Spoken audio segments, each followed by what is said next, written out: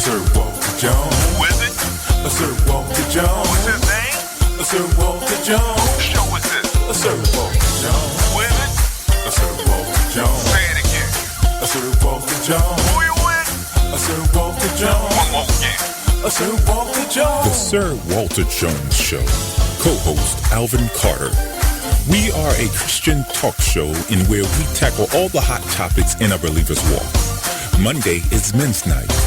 The Men's Chronicles, a woman's guide to men. Sir Walter Jones. Who is it? Sir Walter Jones. What's his name? Sir Walter Jones. Whose show is this? Sir Walter Jones. Who is it? Sir Walter Jones. Say it again. Sir Walter Jones. Who you with? Sir Walter Jones. One more again. Sir Walter Jones. Today is Monday, and that means it's the Men Chronicles, a woman's guide to men. No, we are not from Mars, but we are from homes that raise us correctly and, more importantly, godly. Get to know us a little better in the Men's Chronicles, right here on the Sir Walter Jones Show.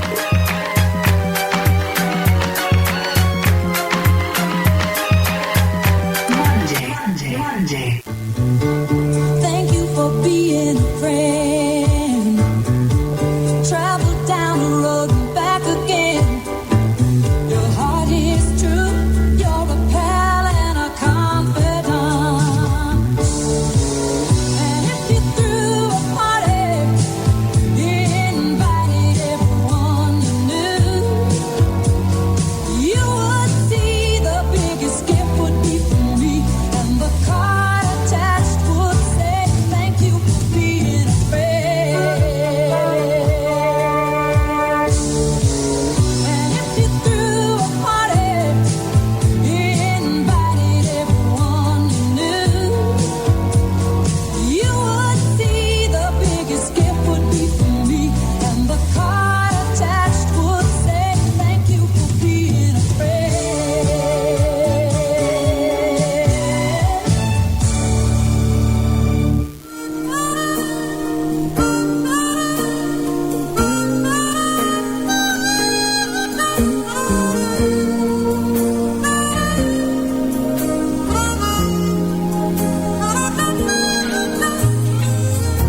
Hello, everybody. Sir Walter, the Sir Walter Jones Show.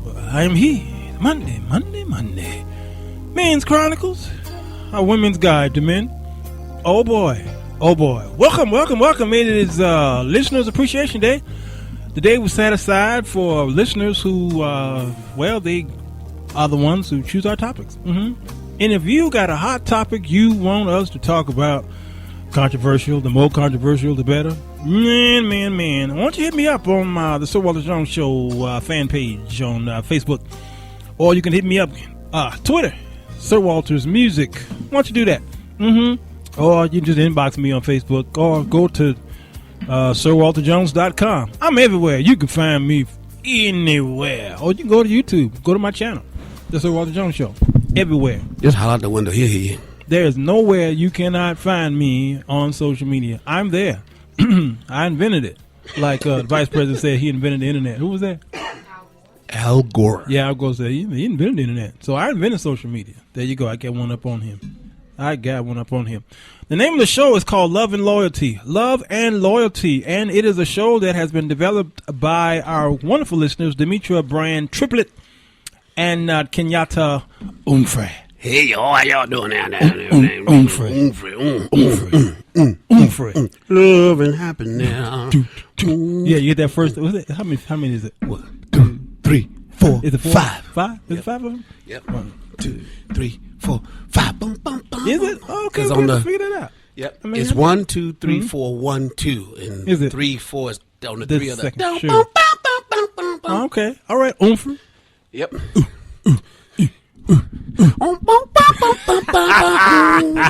See, Kenyatta, that's our new theme song for you. Love and happiness. Yeah, Love and Loyalty. You just heard also the Golden Girls. Love it. You know, they turned 30. The episode? The show? The show turned 30. Well, turned 30 last year, which means that its theme song is Thank having you for being a birthday. friend. Yeah, great song. Play it again, bitch. Travel around the road and back again. Really? We got to give you a Ain't second. that Alan Thicke? Yeah. Huh? That Thicke boy wrote that. Nope. I didn't think that wasn't right there. No. Who wrote that there? You think about the other show where he sings one and then different strokes, and then his wife sings another one. We did that show already. But I thought Thicky wrote that. Thicky, Thick Ed. No, I'm going to give you some history on this, but the Icon song was older than the NBC sitcom itself. Yeah? Okay, yeah, most commonly associated with it. It was written and first released as a single by a musician, Andrew Gold, in 1978. Oh, wow. Absolutely. He stole it. Yeah, it was just this little throwaway thing, he said, and it took him about an hour to write it. NBC Sound like our show. Sound like our show. He repurposed the song in a condensed form in 1985 premiere of the Golden Girls, okay, replacing Gold with an appropriate female voice. Her name is Cindy Fee. Oh, Cindy yeah. Fee. She owed me some money. Yes. She's a jingle singer who was also the voice behind the... matter of fact, let's play some of her stuff. Go to Fact of XX. Life Girl. Let's go to XX. Brittany, this is Cindy Fee.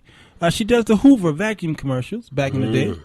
Mm-hmm. Nobody does it like you, the way that you do. Hoover, no. Y'all know that, did you? Man, see, when you listen to the Sir Walter Jones show, Does it like you. you're going to get some history. Apparently, she used to sing this to herself to sleep. She sang herself to sleep, didn't she? She's over there. She I also... mean, how do you just go all in on a Hoover Yeah, song? on Hoover, you know what I'm saying?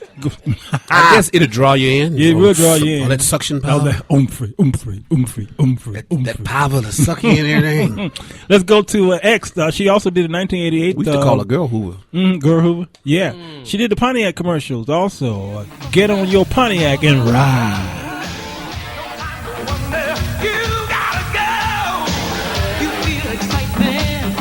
Yeah. You can tell this is 1980s. Yeah.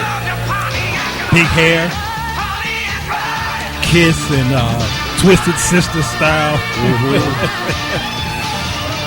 And the Boss. Stang Spring. Oh, I'm sorry, Spring Sting. And she also did the Wheaties commercial. Now go tell your mama what the big boys eat. Yeah, that's her.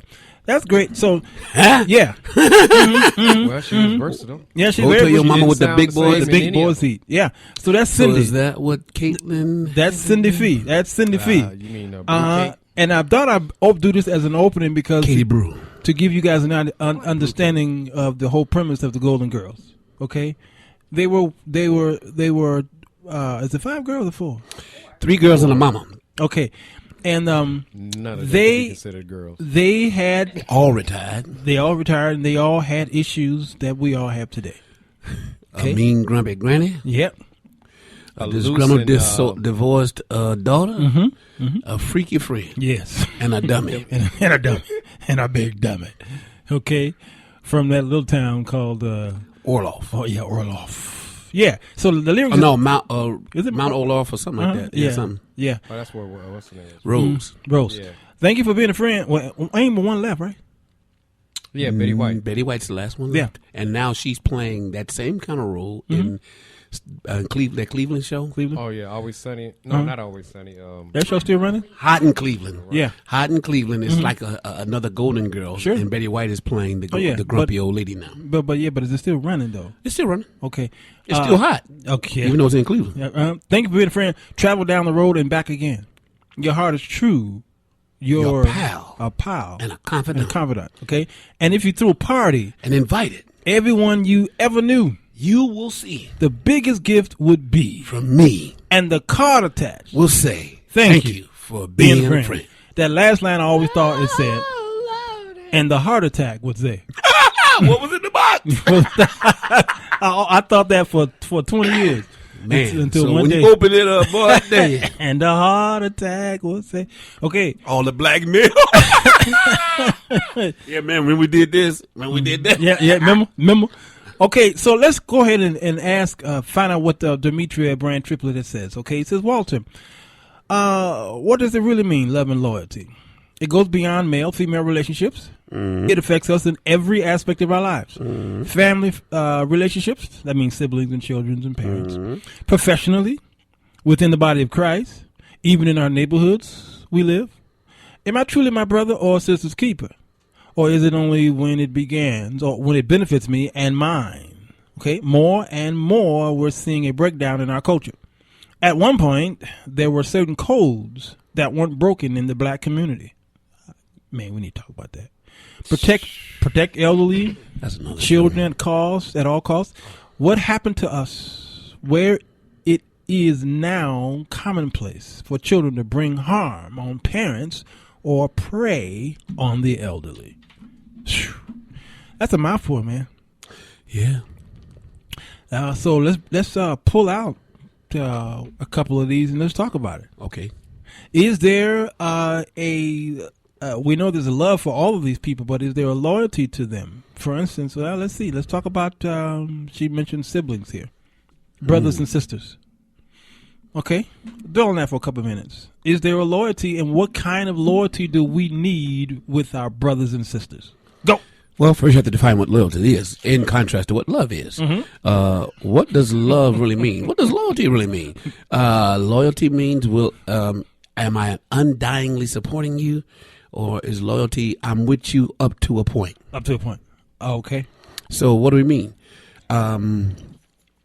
Let's say, well, we friends, we brothers, we goes, but how far would you go with me to the very bitter end? I come to you and I say, hey, man, I need some help. What's wrong? And then I show you what I got in my hand. It's a head. And I done cut somebody's head off. Sure. And I can't go, okay, let's go hide this body. Where's the body at? Or, you close the door in my face. Yep. Because when does the loyalty have an end? Yeah. Are you that? You the guy, I love you, but man, you got to go to jail. You got to pay for that crime. That's true. Or I love you. Why did you do it? Forget about why. Let's figure out what's going to happen next, and then we'll find out why later. True. See, to different people, it respond a different way. I remember. I think it was. I inboxed you all a clip. Oh, yeah. Yeah, and the guy said, hey, man, I got a problem. Don't ask no questions. Are you with me or not? I can't tell you what it is. I can't tell you what you do. Are you with me or not? And the guy looks up and says, whose car we going in? How long is it going to take? Whose car we going in? That's all he said. He didn't care, and I got some friends like that. Sure. In fact, I've discovered just how deep they were as far as that came because they overheard a conversation and they was like, really? What happened? What you doing? I'm getting ready. Because he thought I was going to have to go to Iowa and do something. Yeah. I didn't expect that from them. Wow. Then the other was like, no, I ain't going to jail. I just got out. And I understood both points. It made me think. So did that make one less loyal because he had priorities? Or did it make one more loyal because he didn't care? Wow. So loyalty they have, well, in math they call them tick marks on the number line. Degrees, that's the word I'm looking for. Sure. Loyalty has degrees. Absolutely. And loyalty should have morals as well, though. And I think that's your whole point there is the morals is whose car we riding in. Yeah. You see what I'm saying? There should be somebody should pose the question, where we going and what happened to you? Okay.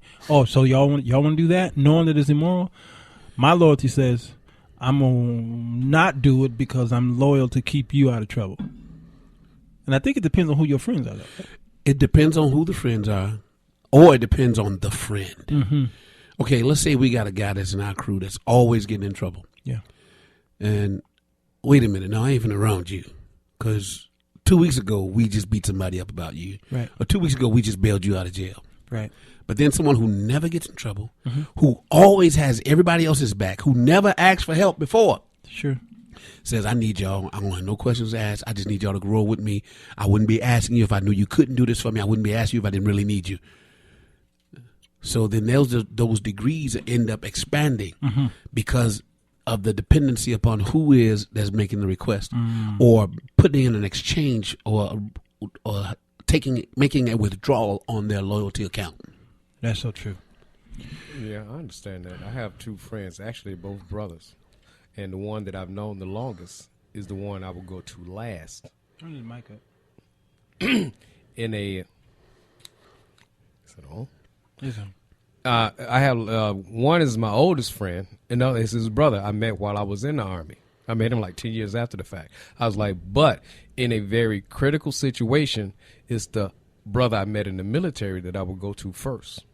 Yeah. And there's like different reasons behind what it is. If it was that critical, I need someone with a level head, and that's the one that will be there.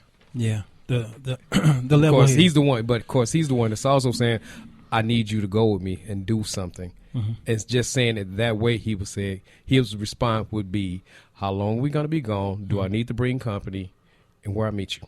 You know what? I think one of the greatest lessons I got in loyalty as it pertains to a brother is when we had Lady Rochelle's son on the military. Oh God, that was a great. Wasn't that something? That was a great Do lesson. you remember what he said about? One of the things I remember him saying was when one of your comrade in arms is down. The first, are you okay? Can you fire your weapon? Can you fire? Can you come to me? Yes. Right. And then if he can't, okay, can you what do you say? Can you treat yourself? Can you treat yourself? Right. So all those questions before I put myself in jeopardy. There's a level of criteria of self-sufficiency Yes. that you must be able to answer before. Now, I put why myself. you think that was important that he asked those questions? Because if you can do it for yourself, then I can continue to pursue my purpose and complete the mission that we're all assigned. Right, that's true. Because I could be in a shootout right now. Yeah. And I'll stop shooting because my shooting is covering the guys maybe behind me. But now I got to go see to you, knowing that you can help If yourself. I turn my back to run at you, I can get shot in the back. I can get shot. Yeah. Well, see, that's Yeah. the reason he needs to know: can you fire your weapon? Because he has to cover you while you come to him. Yeah. If that's not the case, then all those parameters outline what will be done on the very next step. Yeah. And Yeah. that's actually pretty much standard. Reminds me of a story. Uh-oh. Here comes the story. Keep clean. Keep clean. Oh, well. You can't tell it, can you? I could tell it, but well, You can- I could tell it. It's Okay, clean, all but right, it's yeah. piece It's is a adult. kid's show. Go ahead. Oh, the kids speak words. I told you what the kids say today. You did. Oh my God! I turned beat red. That boy said that, and then later, okay, Lone Ranger and his faithful pal Tonto were out in the forest, and after a long ride, Lone Ranger decided to relieve himself in the bushes, It's not already knowing dirty. It's already. I think that a rattlesnake was in the bushes, and he got bit. Okay. Lone Ranger did not tell Tonto the location of the bite. He just said, "Tonto, run to town and ask Doc what to do for a snake bite." Lone Ranger, Tonto rolls to town. He tells the doc, "Kimosabe bit by snake. What do?" "Well, Tonto, you locate the wound, you cut around it, you wipe it off, suck out the blood, spit it out, and then wrap it up real tight. Keep it clean. You should be okay in a couple of days." "Tonto, what did he say?" "Kimosabe, you gonna die." Yes, we heard that one. His no, my point is his loyalty went up to a point. I can only do so many things for you. That I ain't doing. I love you, bro, but I'm not. And he got the snake bit him in the butt. No, he didn't bite him in the Well, I was being nice because it's a kid's show. The standard joke was he got bit in the butt, and it was like, Yeah, that's the standard joke, but that's the clean part. Yeah. He thought it was giving him a kiss. Okay. It was All right. a one-eye, one-horn flying purple people. Right. Yeah, after that it was. Anyway. Yeah, it was. So we already know our very first show we did in 2008 was in 2014. I'm like, we did a show in 2008? I knew of you. No.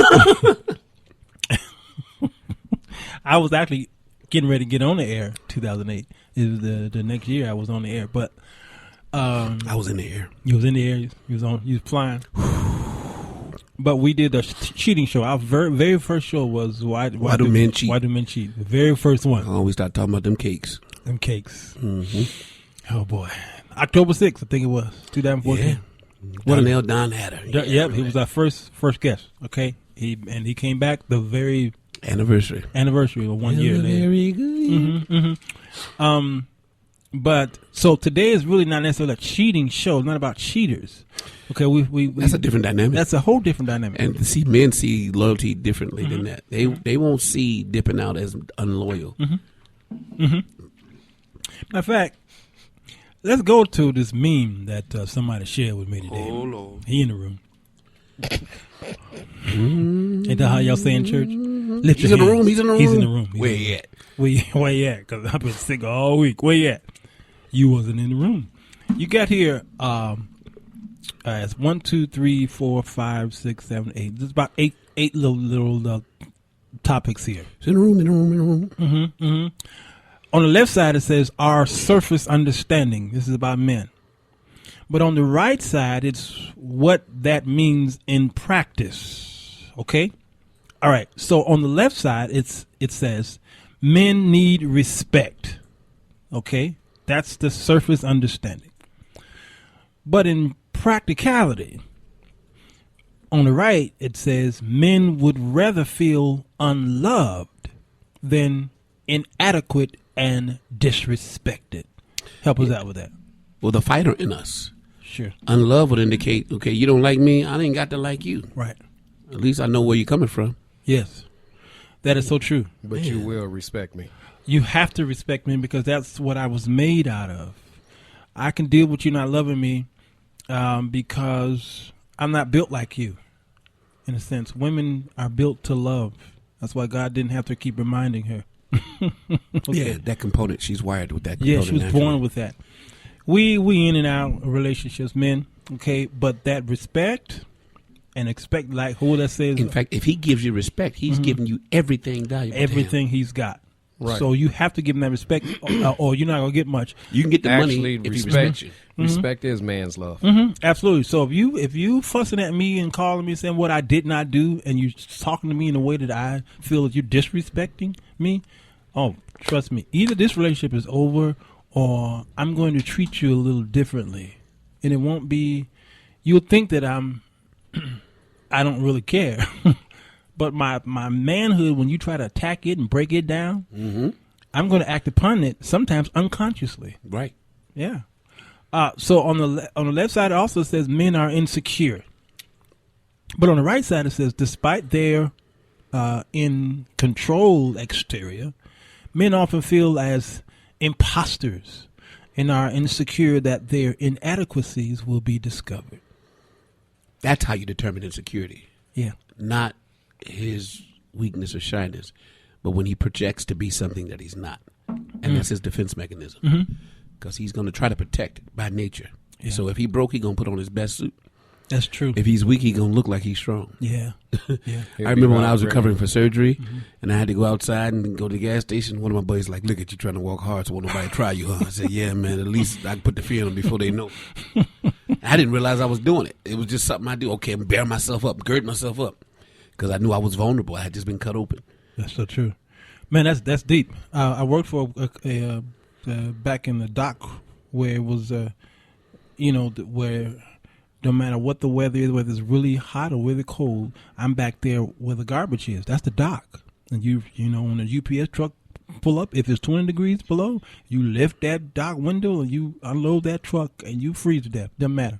Okay? But just a few feet further into the factory was the office where all of the pretty ladies were, and then in the white collars and what have you. I had a dirty blue collar suit, okay, and a uniform. All right. But when I had to take the mail and bring it up to the front office, I walked a different way, even though I was dirty and smelling like you know what. I walked it differently because I didn't want the uniform to define really who I am. Because when I go home, then I put on my nice suit and go to church. Right. That's me. And I think you and I, we would often refer to the preacher who's very dominant in church. It's a submissive at work. He's submissive at work. The leaders at church, not necessarily preachers. You could be a trustee, a deacon. Yeah, you got a very subservient role at work. At work. But at church, you want to act like you the man. You the man. Because that's the only place where he has control. Because he lost control in his house. But that whole thing, that whole insecurity thing runs, and one of the fastest ways of not so much of where somebody project themselves, but a lot of time people, when they attack you, as far as insults or something to that effect, they tend to attack or put on the assault from their standpoint of weakness. Yeah. Generally, if someone is coming at you in a particular way, if you come back at them at the very same, first of all, if you show no reaction and then you throw it right back at them, then they're hurt. They're damaged. And it's like, for real. True. On the left, it says men avoid issues by checking out. That's on the surface. But on the right, it says men address the issues by first pulling away to process and think so they can So they can what? So they can be they. That's what type. They can be better. They can be better equipped to like actually discuss it. They can better talk about them later. Okay, that was a typo, but that's so true. Pulling away don't mean that I don't want to talk about it. That just means because you can't take words back. No, that means let me process this. Yes, let me make sure I understand you. Because if you go ahead and say something and it's wrong or it's hurtful, Right. it's never forgotten. Well, it's never forgotten. That is so true. You know, and you know, we're expected to forget, but they don't. No, they never forget. No. And how they feeling right now, that's going to come out of their mouths. That's right why now. you be careful what you say. Yeah. You can hurt them. You can hurt them physically. You can. And they'll forgive you for that. They can recall the physical attack, but never feel that pain again. Oh, my goodness. But if you hurt them to the heart, the minute they remember what you said, the pain comes back instantly. It does. Yeah. And over again. Yeah, if you can't get God to take it out your heart, take it out your mind. My ex told me something that I thought she would never be able to do. Well, she did something she thought she'd be able to do. Is really hurt me. Okay, so she did a whole bunch of stupid stuff I forgot. Okay, stupid stuff to try to get revenge. Whatever. That didn't bother me. That didn't bother me that much. It bothered me, but I got over it. But she walked up to me one time at church. She knew what to get me, and she said, I never loved you. I think I literally felt my heart drop to my toes because that was the worst pain she could have given me. And that bothered me not just for a few days or a few months. It bothered me for years. I understand. Oh, yeah. And she knew I finally got him. Well, And, actually, she could have been lying. But she wanted to get you. well, actually, that's like one of the worst things that a man can hear from his woman. Yeah. One of it. It ain't the worst. No, I said one of the. Right. Because when, you know, like I told you all about your daddy did it better than you. Ooh. Well, one of the most common things that can be said to a man. I am not Y'all can losing see the control. look on these people's faces in the studio. Not losing control on this show. Nope. Not gonna do it. See, This is you not Fireside Friday. You know, I didn't do Friday. No, it was because it was. I still find it funny. Whereas in the middle of a big argument, me and the first ex-wife had, and she ran down a whole list. Stop it! Sorry. And she ran down a whole list of what I wasn't.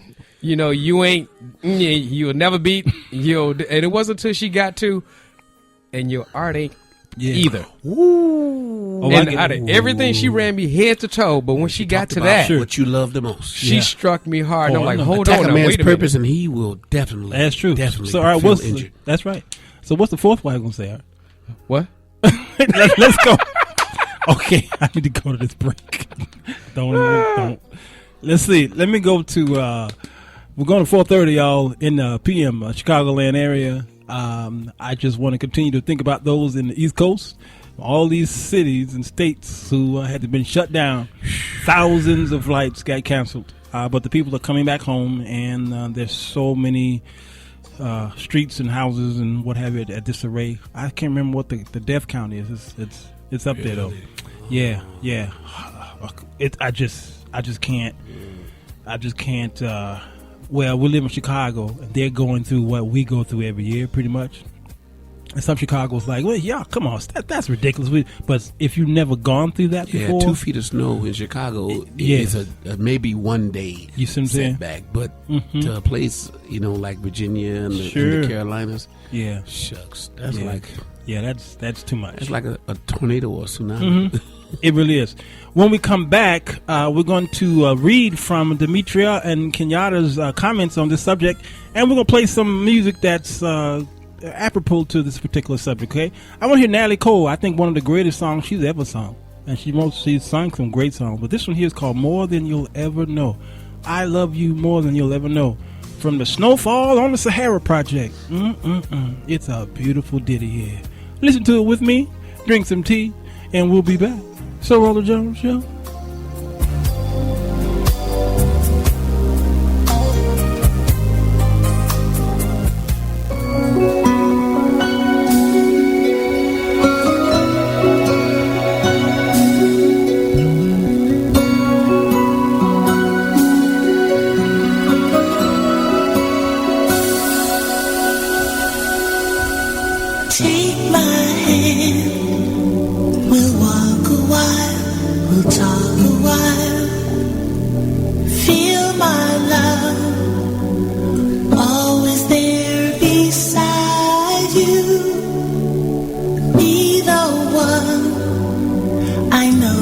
tell me everything. You are the one I cherish more than anything. I love you more than you'll ever know. I love you more than you'll ever see. More than my heart could ever show. I love you more than you'll ever know.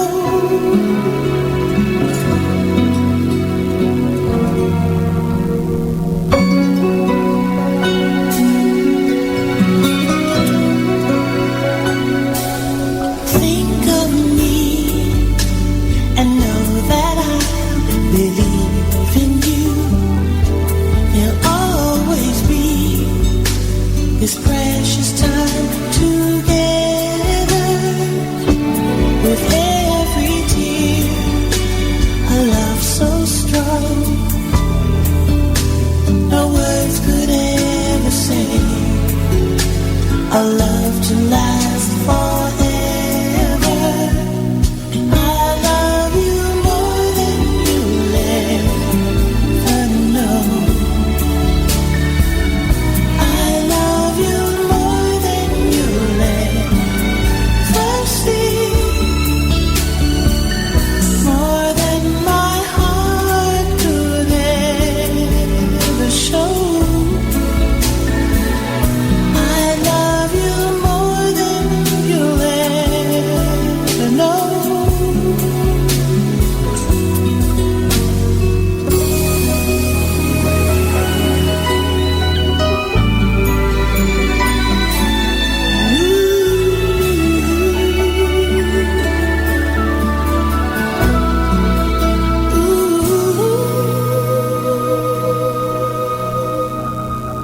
Take my hand, we'll walk a while, we'll talk a while. Feel my love, always there beside you. Be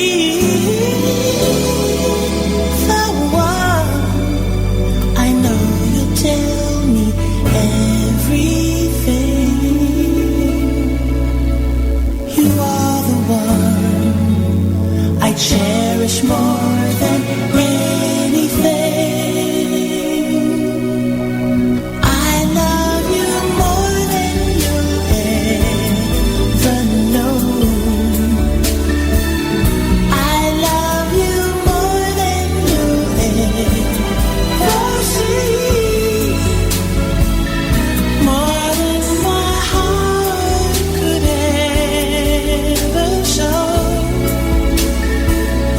I love you more than you'll ever know.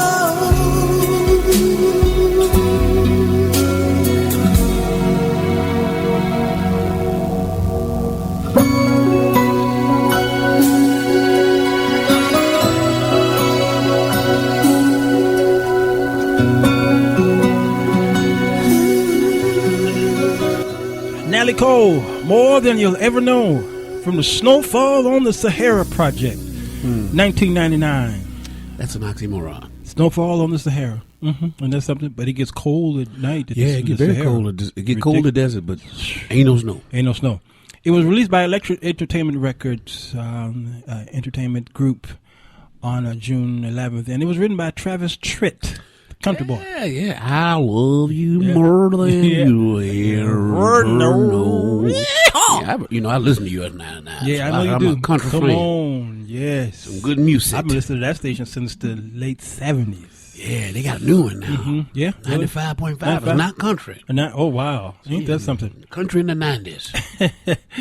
We're going to the great, my great friend from Facebook and seeing what's going on. Abbas Nana is on the wall saying loyalty is like everything else. Use it with wisdom.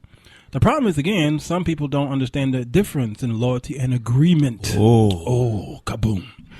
One can be loyal to you, but they don't have to condone your bad behavior. Man, she going there. And Paul Rogers, my cousin from the second place called That's Hell. my Baptist sister. Phoenix, Arizona, he says, you guys are such old media nerds.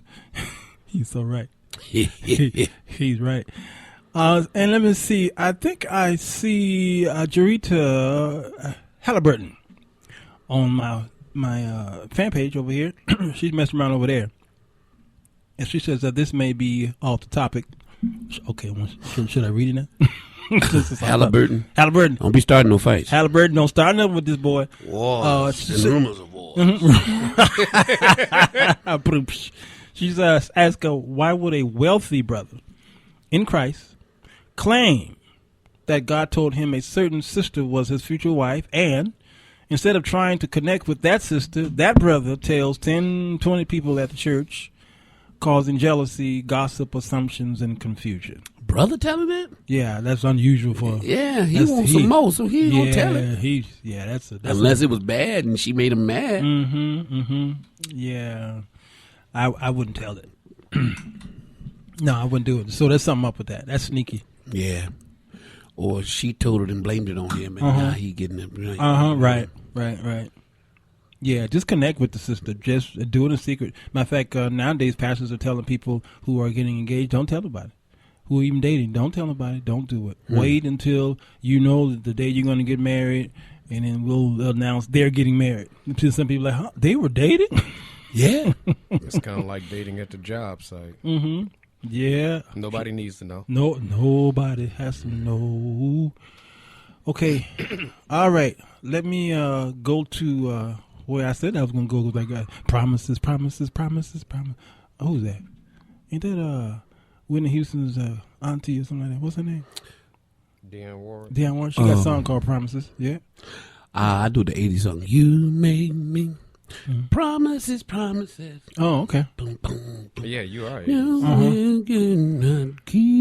let's go to some All right. music. Yes, Before we do that, let me read some of the comments from Brand and Triplett and Umphrey. You got to get with me, Alvin. You know what I'm saying? Oh, I got new. Okay, I'm Umphreying. Oh, thought you said Uber. Okay, Demetria says, what started me to think about this was when we discussed the living history within our families with people who live through all of the foolery. Why are we even having to deal with the inception of a Black Lives Matter movement? It is asinine. Had we, as a black people, stopped trying to conform and fit in, Ooh, that's the truth. maintain our code, we wouldn't have men with, unhuman size like stuff she's mentioning here. I can't say walking around in stilettos. Oh yeah, talking about marrying a woman because he is a lesbian.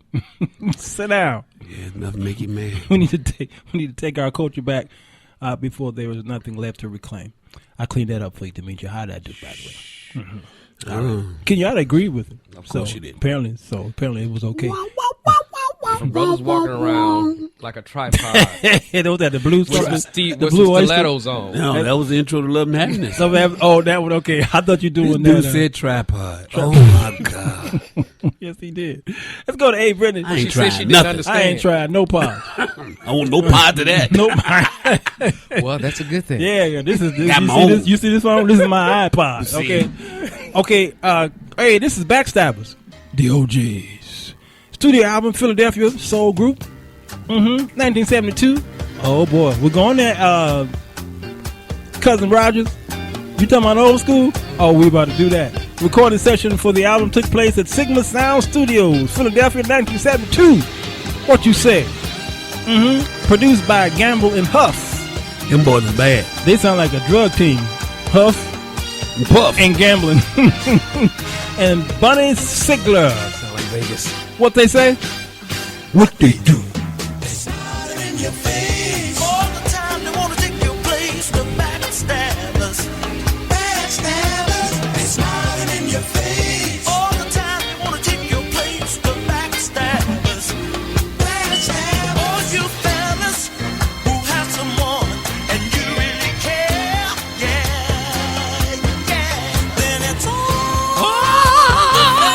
Everybody do that since Marvin Gaye started doing it. Yes, Everybody sir. Yes, sir. Yes, sir. Yes, sir. Okay, Brittany. Go to B. This is a TLC's version. Crazy, Sexy, Cool Project, 1994. This is the case of the fake people. Just the title alone is kind of funny to me. Ain't that the TLC? Ain't that the girl with the eye? What's her name? Right eye. Right eye. Yeah, left eye. She left her eye. Lisa Lopez. Lisa, yeah. You know what this song remind me of? It remind me of that other hit of theirs. Creep. Yeah, they all sound the same because that's the same as Back to Life. Sure is. That Back New Jack to Swing. reality. Yeah. Mm-hmm. Everybody was using that. What would you do in 94, man? 94. Mm-hmm. Oh, I was getting ready to come back from out overseas and preparing to get married. Oh, really? Proposed in 94. Oh, okay. And which wife was you on, Art? I made up my mind not to marry ex-wife number 2. Made up your mind not to marry wife number 2? Yeah. And did it anyway, huh? Yeah. Wow, well, you should have listened to this song first. Hey, let's go to C, Brett. This is this crazy. This chick right here is crazy. This is Erica. Badu. Babadoo. 1997, she sung a song about some dude that's always bringing guys over when she wants to be Tyrone alone. that old? Tyrone's that old. 1997. Wow. And I had to clean this up. Trust me. Oh, I'm sure. Because she wanted him to take his. You know, there's a response. Yeah, it is. A male response. From male? Yeah. Yeah. Okay. I remember when I first heard this on GCI, I said, Yeah. Somebody got their point across. Yeah, he sure enough did. You got to bring Jim, James, Paul, and Tyrone. All the women screaming because they can relate to it because they allow it. They allow it. Yeah. Yes, sir. I mean, why she always digging in her purse paying for It took you this long to talk about this in a song, which means you've been allowing it.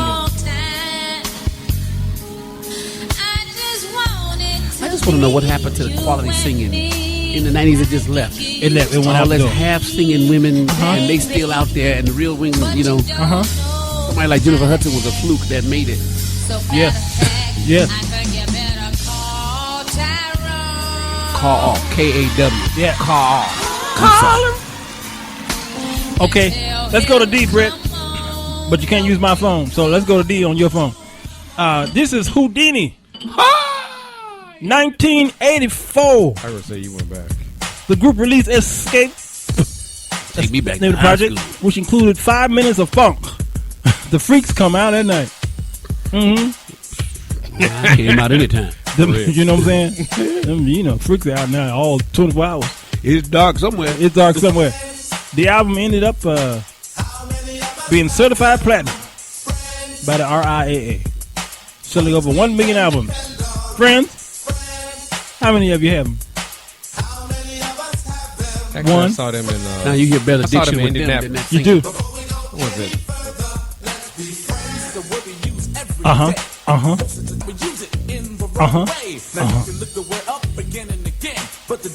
Back in 09, they did a joint concert with Force and Couldn't be much help because a friend, somebody, you judge for yourself. Some are okay and they treat you real cool, and some mistake your kindness for being the fool. We like to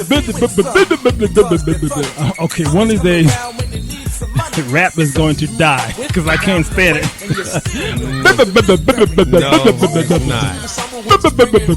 You know what? It has opened the door to non-talent. Yeah, it's right. Because I can deal with this type of rap than I can with today's rap. Oh my God! I have no idea what they're doing, riding around, and they come down the street, and all you hear is. That's just one. And they're like dub, and they call that dub something. It's called a broken Hey, Brittany, let's go to E while I clean up my mic here. I spit all on this mic. I feel sorry for the next guy that got to sit at this mic right here. This right here. Come on. Now you see. Now what happened to you? What happened to you right here? I feel better already. Because this grown folk music right here. Grown folk music. I'm telling you. Real instruments. Real instrumentation. Singing. Real singing. Background harmony. Come on. Real writing. A musician. Real violins. Real orchestra. It's the 11th studio album by soul musician Marvin Gaye, released May 21, 1971. Man, have you ever heard the entire project? You all told me to get it, and I keep. If you don't get that, I'm gonna do like what Trump said yesterday. He gonna shoot. He gonna shoot his gun. Actually, it sounds like one long. It is. It's one long that just got piece. divided up. Yes. Oh yeah. This is It's actually they call it a. You know how the cars that they have at the auto show, you can't buy them, but they're called concept. I think they call concept them. cars or the prototype. Yeah, that's what this project is. It is an experimental project. Well, you know, they didn't want him to do it. Yeah, I know it is. You know what was deep though, but they didn't want to do it in soul.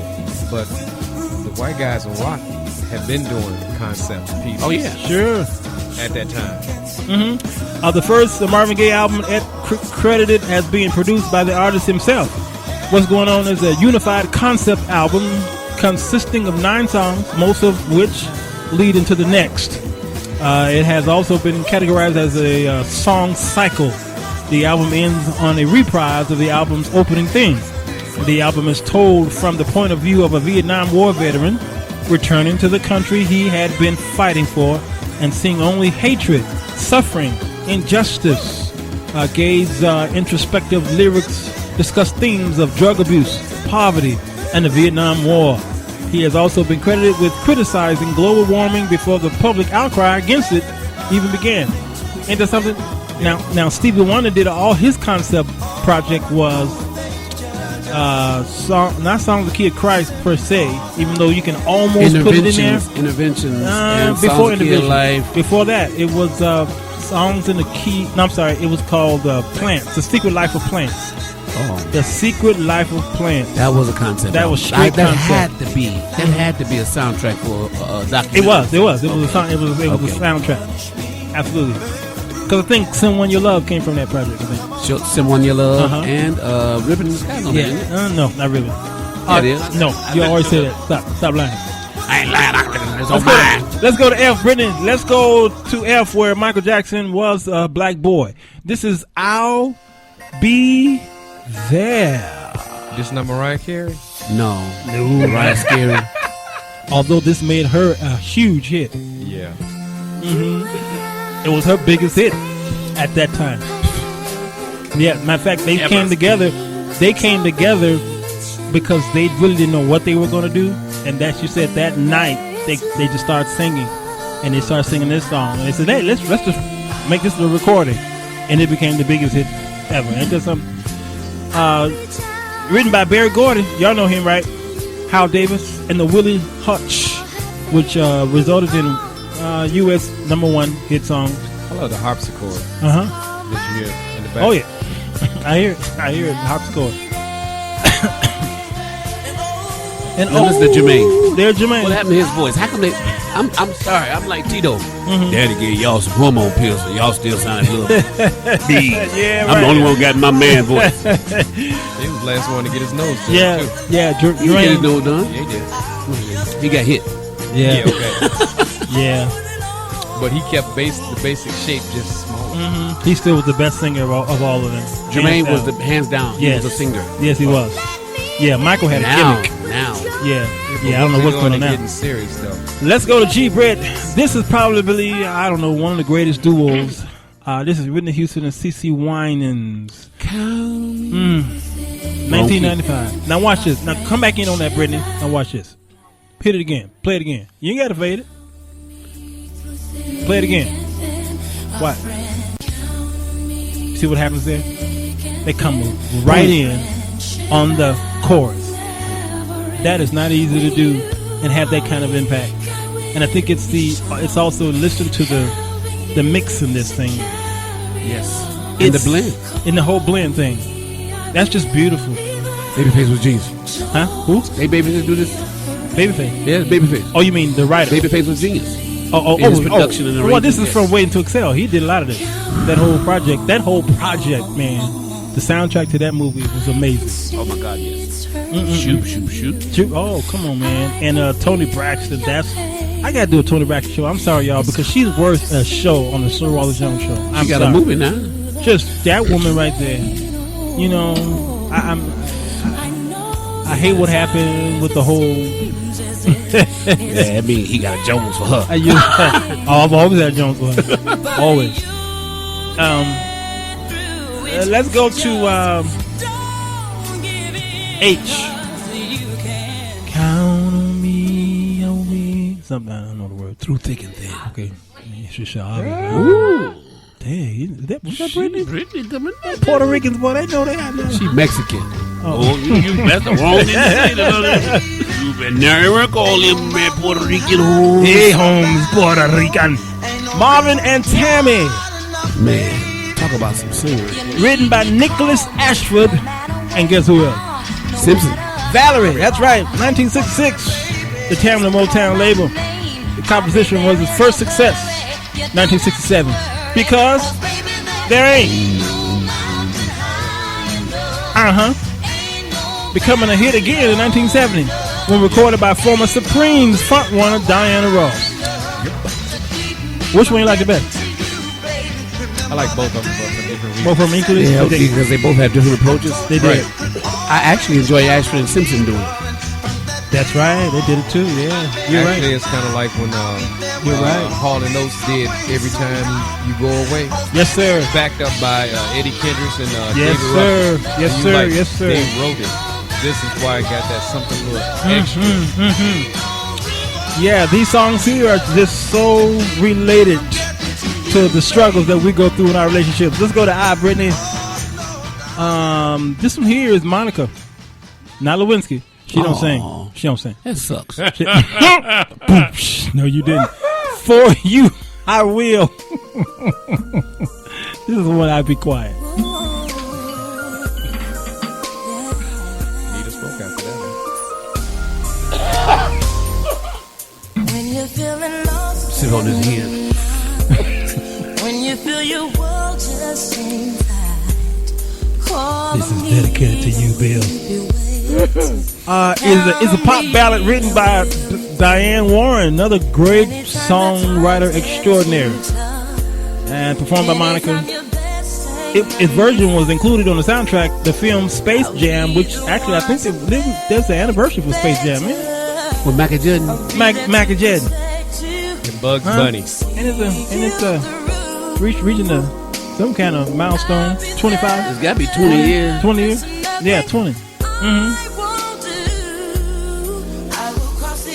She will cross the oceans for you. I don't know if she ever been on the Atlantic. That's a big ocean. Pacific is in the little. I'm gonna tell you, it all look the same. It does. It really do.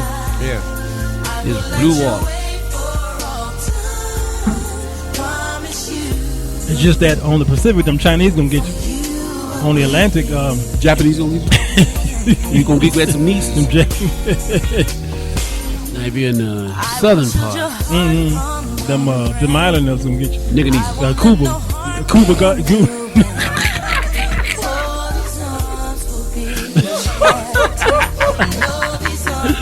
Oh my God! Go to Jay Brett. This is the great William Withers. Sorry, Bill. I'm about to say that's his father.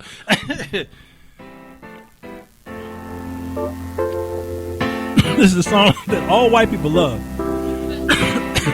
Because when I was teaching school, Catholic school in South Dakota, all the kids say, "Can you teach us Lean on Me?" Oh, they saw the movie. I'm like, okay, y'all saw the movie, right? No, we just love that song. I'm like, your parents saw the movie. They saw the movie.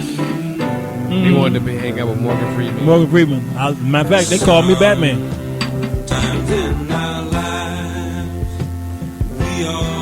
Now you hear the double voice, the dual voice. That was the style of recording back then, at least. Especially him. Yes. He did it on Lovely Day too. Yeah, he did. He felt he was not efficient enough to sing to himself by himself, so he sang to himself, with himself. Lean on me My mind. when you're not strong. Oh. Okay, I'm keeping this moving. This is K. Every kiss begins with this. You are not alone. With lips. You ain't alone. Second single from Michael Jackson. R. Kelly had his writing styles given to this man. Yeah.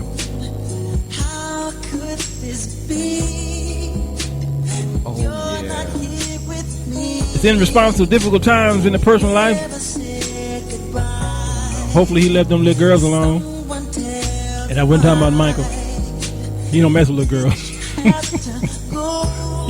He likes Chinese food. He don't mess with little girls. He likes Chinese food. Yeah. Some young boy. So he then forwarded a bare demo tape to Jackson, who liked the song and decided to produce it with Kelly. Jackson's interest in the song was also linked to recent events in his personal life. The song was later covered by R. Kelly himself as a hidden track on his 10th album, Love Letter. Y'all know it, did you? And you no, and I don't care. That's why. I really don't care.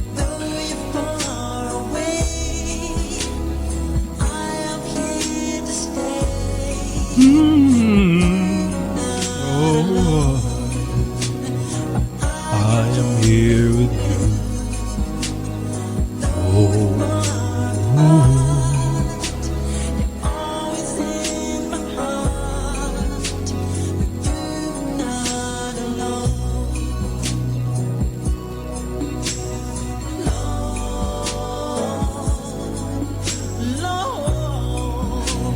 Okay, let me see.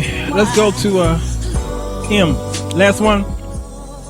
Can't go wrong with this one. This is the great James Taylor. I ain't even got to say what song this is.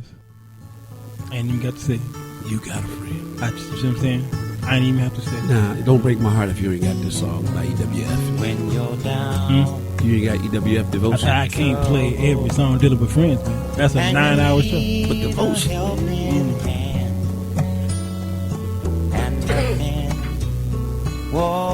Another perfect song. Just him and his guitar. And Somebody got some bongos. you see what I'm saying? I mean, there's other stuff going on in there, but the dominant instrument is that guitar. And soon I will be. And there's a bass guitar in there too. There's three guitars. There's three guitars. So you can hear the solo. Yeah, he playing the bottom. He's playing the foundation. chords. Plus, yes.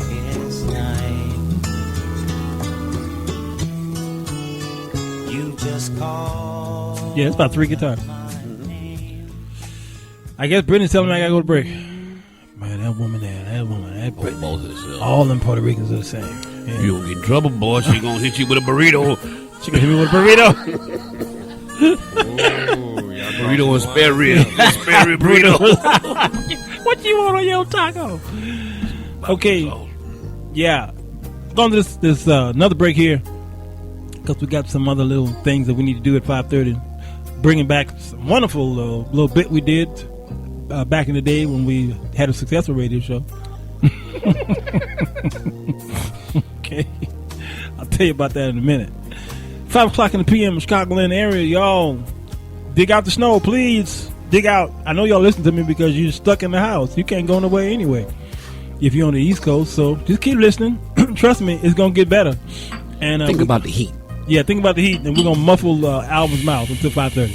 Okay? This is probably another one of the greatest songs. By, see what I'm saying? Yeah. Mm-hmm. Say it again. What do you say? Yeah, see, we muffled his mouth. Mm-hmm. We put a muffle. Donny Hathaway, y'all. This is a song for you. Sir Walter Jones Show. Oh, nice.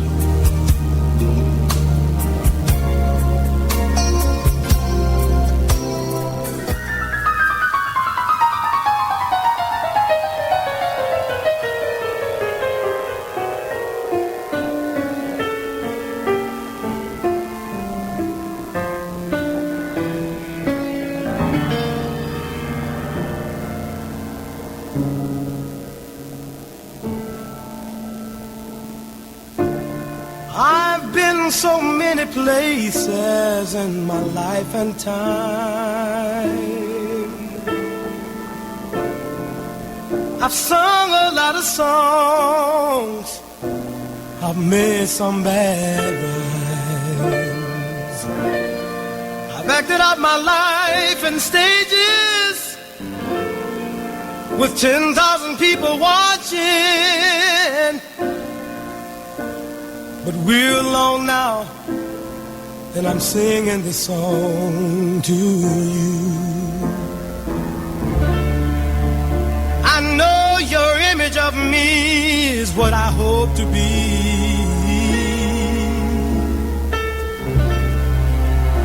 I treated you unkindly, but darling, can't you see? There's no one more important to me. See through me,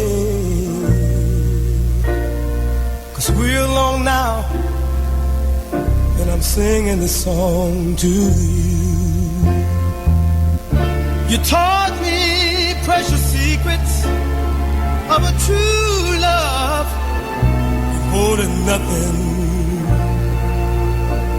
You came out in front when I was hiding.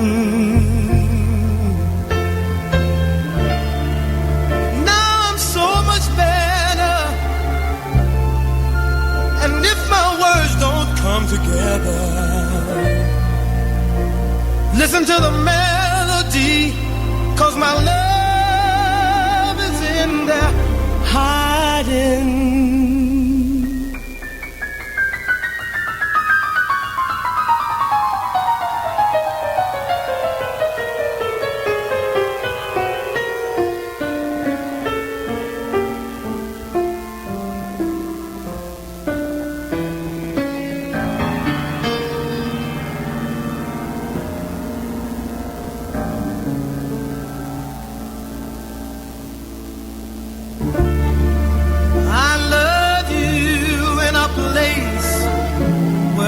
No space or time. I love you for my life. You're a friend of mine. And when my life is over, remember when we were together. We were alone, and I was singing this song to you.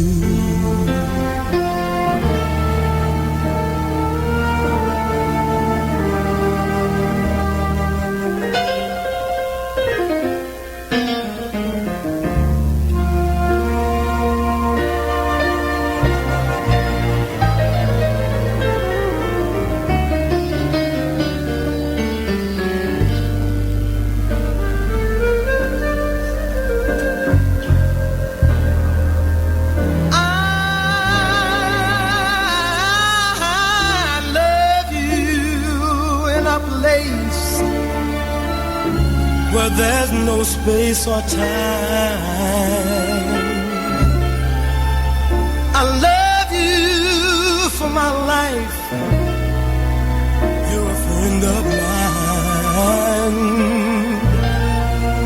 And when my life is over, remember when we were together. We were alone and I was singing this song to you. We were alone and I was singing this song to you. We were alone and I was singing this song. Mm-hmm. Singing this song to you.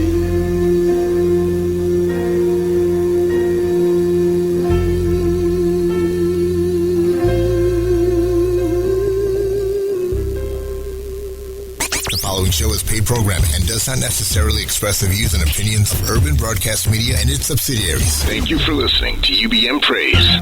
Today is Monday, and that means it's the Men Chronicles, a women's guide to men. No, we are not from Mars, but we are from homes that raise us correctly and, more importantly, godly.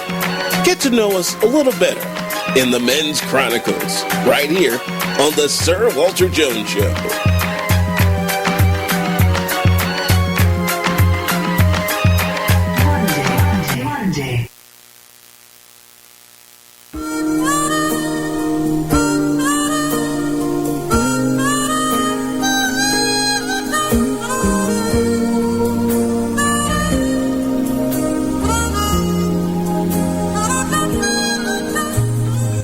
Singing a song for you, the great Donny Hathaway. You know, we did a show called Donny Hathaway versus, what was it called? Schizophrenia, yeah. Go to that show on Spreaker.com. You know, got CRS. Donny Hathaway versus Schizophrenia. Go there. That is just a great show. One of my favorites. Because the next day, we did Nina Simone. Yeah, that was a crazy week. Manic Depression. Yeah, it was a very depressing week. That's for sure. I got one more file to play dealing with relationships and love and devotion. This is L. The Barge? Not that L. That's here for the boys. Oh, no. This is a request by the great Buddy Gill. This Smiling Faces. Sometimes. In or Undisputed Truth.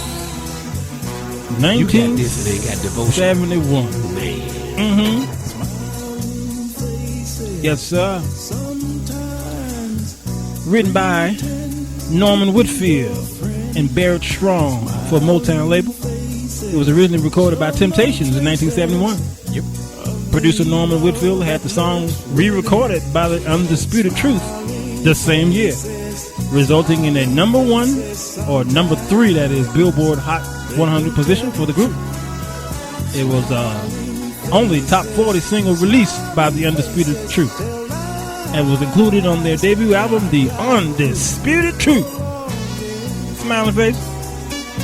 Sometimes. Tell lies. Album smiling at me now. Hey, looking at you. Then you lie. You can't see. My. Kenyatta Umphrey. Even in reclaiming, we have to start somewhere. So many want to talk and examine and rehash what was talked about and examined, but aren't willing to put in the work that is needed. You know, everybody's talking, but ain't nobody putting in the work. You know that, right? I can appreciate the protesters going to rallies stating Black Lives Matter, All Lives Matter, Your Mama Lives Matter. Okay, I would be more appreciative if those same protesters were out our communities working with our youth. Thank you. Teach them how to read and write. You see what I'm saying? Taking care of our own. You will go protest and get media attention, but will you go get some of the kids in the neighborhood and spend time with them? Talk to them, having them to reach out to others to come and be a part of what's going on. No? And sit down.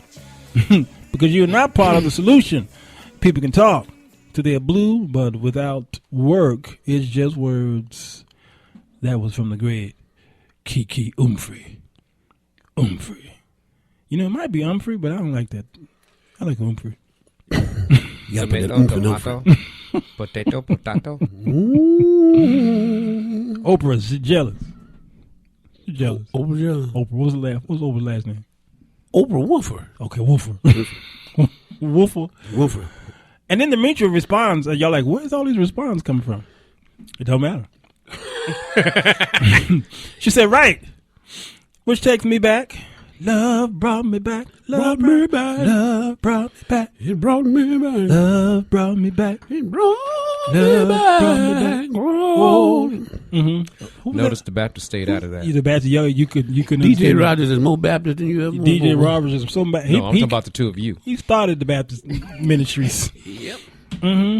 I belong to. No, that's Rance. That's Rance Allen. You know, they all come around at the same time. Yeah, you can't confuse the two though. Yeah, you have to. Say you love me. That's DJ. That show DJ. Say he went away for many years and he popped back up on the Hezekiah Walker project. You know, he's on Darius Brooks' album too. Yeah, which one? The Simply Darius. He sure is on Simply Darius. Yep. Sure is. The social D continues. Sorry, Triplett. We tripping. Which takes me back to love and loyalty. What does it really mean? Case in point. Sunday, one of the young vice lords. Vice lord. Really? Are you still around? Can you believe it? Disciples. Ooh, disciple. Disciple. One of the young vice lords that used to come to the house and I would get in their butts about disrespect towards females came up and hugged me and told me thank you out of the blue. Made me cry because I bought belts, I fried wings and fries and let them on my gaming system because I care. It mattered. One at a time. How many of us are doing that though to the gang bang? Man, we afraid of them. We afraid of our own kids. Yeah, that's the truth. We lock the doors because we don't know if the kid's gonna come in at a certain time of the night. Because them gangs ain't loyal. Yeah, they ain't loyal. They ain't young. You got to be careful. You know, that takes a special grace and gifting to do what she did. Yeah. You know, to earn their respect and the fact, you know, everybody doesn't have it. And I don't advise it to everybody. No. That it can be kind of dangerous because some people don't know how to approach these guys. And you come at them wrong, even with the best of intentions. Yes. And they'll weigh you out. They will weigh. Yeah. That's why they're afraid. That's why the adults are afraid. And I think if there's a way to come at these children. And I remember years back in our neighborhood before my dad left. He's like, you got to be careful how you come at them. He said, I ain't afraid of them, but I'm afraid of what they'll do to my sons. Yeah. When I ain't around. Yep. That's it. You know, the kids have more discernment than you think they do. Yeah. They got more discernment than a lot of adults. Because they can discern when you really, truly love them. And so you really can talk any kind of. I've seen my dad do this. It's amazing. My dad, he should be dead today many times over because the way he talked to some of the thugs. Yeah. But they know. This Deacon Jones, before it was Deacon Jones, now it's Pastor Jones. That man, he love us. See. You know what I'm saying? But the guy next door, he'll come at him the same way Deacon Jones did, and shot in the head. See. Because he ain't earned that respect. He didn't earn it. And many of them may have known your dad from a child up, even though they made their own decisions. They knew he was a good man as a kid. They knew he was a good man. So that's why the Bible talks about he that desires the office of a bishop desires a good thing. Okay, and then it says that he is known without as well as within. Your work is known outside of the gates of the church. They know you and your good work. And don't be just known greatly in the church. And outside of the church, nobody know you. And if they do know you, you stuck up. So Demetria continues by saying he was like Madi. I'm still doing good. I've been talking to the young bros, and we're staying out of trouble. They just need to know someone gives a darn. Yeah, because they hurt too. Yeah, they are hurt. Because hurt people. Hurt people. And she says, I've never been in a gang. Been surrounded by members of all factions. And I tell them all, it's not worth fighting your brother over land. That's yours. That's not yours, that is. Rapping colors. For what? Disrespecting other females, but ready to fight when it becomes your loved one? Please. Go back to the code. Protect the women, children, and the elderly. And a difference will come. She says protect the women, the children, and the elderly. Okay, so how do we do that? How do we protect the women, first of all? Now, you ain't talking about your wife. I'm not even talking about your sister. But how do we protect the women? You teach them. You teach both sides. Protection is two ways. Protection is not just stopping the adversary, but I mean not just but you avoiding any conflict or contact in the first place. It's easier to not be hit than to block a punch. True. You know, step back. Find out how far they can punch. If their arm can't reach you, they can't hit you. With that being said, women should learn how to carry themselves to not put themselves in a position to be attacked. Right. That's first thing. There's no modesty. And then how many times we talked about that woman's mouth and get us in trouble? Because we out there and they run their mouth and then we got to defend them because of because they done wrote a check for it. Yeah, they done wrote a check for my behind. And Shut up, woman. That you have to cash. But the thing, there's also, they're quick to quote or throw out chivalry. Yes. Such as a man never put his hand on a woman and say, no, actually, under the code of chivalry, it's a gentleman never puts his hand on a lady. But there's the both flip ways. side. You said gentleman and lady, not man and woman. That's right. And there's a flip side to that because a lady never does anything to generate that. To cause a gentleman to put his hand on her. And many times a gentleman or a man has hit a woman and in either response or self-defense a lot of times. Right. And see, the thing about it, because this chivalry thing comes from the Victorian era. And I'm telling everybody, the men would put a woman in her place physically. If you don't believe me, you don't have to go all the way back to the Victorian era. All you got to do is pull up an interview that Sean Connery did with Barbara Walters. And he said, sometimes you got to take your hand and you go ahead and give a little rap. That's good, Mark. That's You sound like 006 right there, bud. Almost. And Barbara Walters got like, what did you say? And I'm like, but then she tried to go with this whole thing, and Sean would not back down. It was like, I said what I said, and I mean it. Yeah. But you have to go into these things. I remember years ago. Years ago, yeah, I'm sure. I'm from the Slapahoe tribe. But years ago, actually about 22, 3 years ago, just when they changed the transfers over from the multiple rides, 1 hour to the 2 hour, and that was this whole thing. Yeah. And the guy got on the bus, and the bus driver, and he was upset because she was saying, you can't use this back on the same line. And the guy, I just got this from here, but it's expired. And he started to give us, she said, know what? Just go ahead and go on and sit down. Well, he went back and sat down. He commenced, while he was doing it, he continued to cuss her out about the whole time. I got upset because I have my daughters with me. I think the youngest was about maybe 2 or 3, and my oldest was maybe 8, whatever. But I looked at him, I was like, my brother, for my daughter's sake, could you please refrain from this language? I was like, not for me, but for them. If I'm trying to teach them to be respected and grow up to be a respectable individual, how can I sit here and do this with you, coming at this woman like this? True. And what I got in response was that, F you. Of course. Ooh. And then I turned to my boy, and I went like, dude, did I not say my brother? Yeah. Did I say please? Yeah. I said not for my sake, for my daughter? Yeah. And then it was on. At that point, when he and I got to start to engage, everyone else on the bus all of a sudden sided with him. Mm. Yeah. You was on the crazy bus. Was it yellow and short? No, this was Chicago. No, this was Chicago 61st. Did everybody wear helmets? Yeah. Why would they side with him? Because it got to the point where actually I threatened. Wait a minute, was you beating him up? No, but I told him in his language that I would throw him out the window. And at this point, some woman turned to me, and because he was like, then he at that point after F you, and then he made a comment about doing physical harm to me, and I was like, really? And I told him back again, and then the devil just making somebody blah blah. And I looked at her and told her the devil don't make anybody do anything, and commenced to go back. And then commenced to go back into it. And then my boy pulled me, said, "Dude, they will turn on you." And then that's when that brought me out of my state that I was in. I was like, you know what, you're right, because everyone started making excuses for this guy's behavior. Yeah, well. And that's the problem. We make too many excuses that's the truth. For bad behavior. We do compromise and make excuses for bad behavior within our own community. Yeah. We justify it sometimes, which is one of the downfalls of loyalty. Mm-hmm. Sometimes loyalty doesn't always need to be covered. Doesn't need to be used as a tool for cover up as much as it needs to be used. I'm doing this because I'm loyal to you because I need to expose you so you can get better. That's right. Let's look at the Leandra Johnson situation, okay?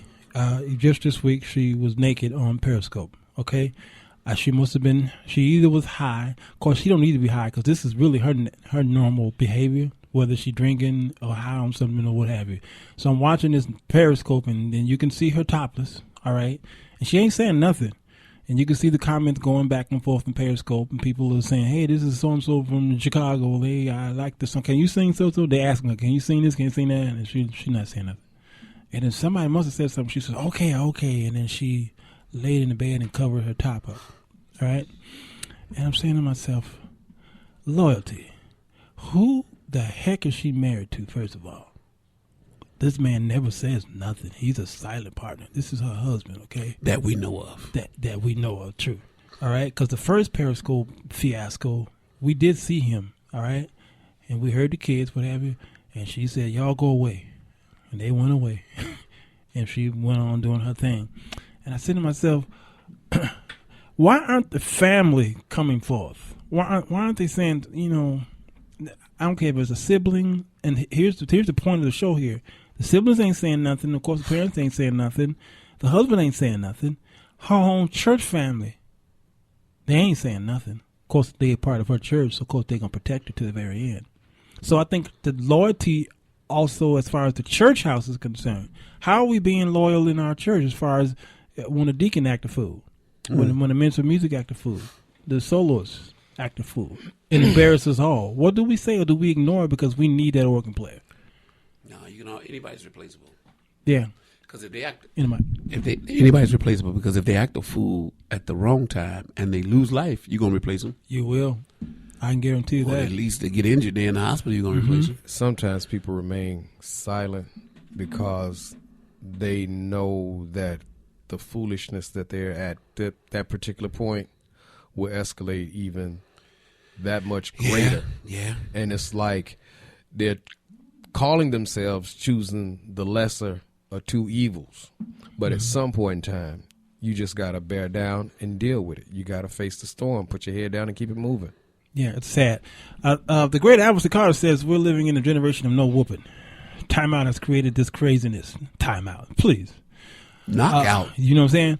Now children are murderers because of the desensitized rearing and poor morals. No reverence of fear or authority. Now we have an entire group of hatred because parenting is gone. And I think you're seeing the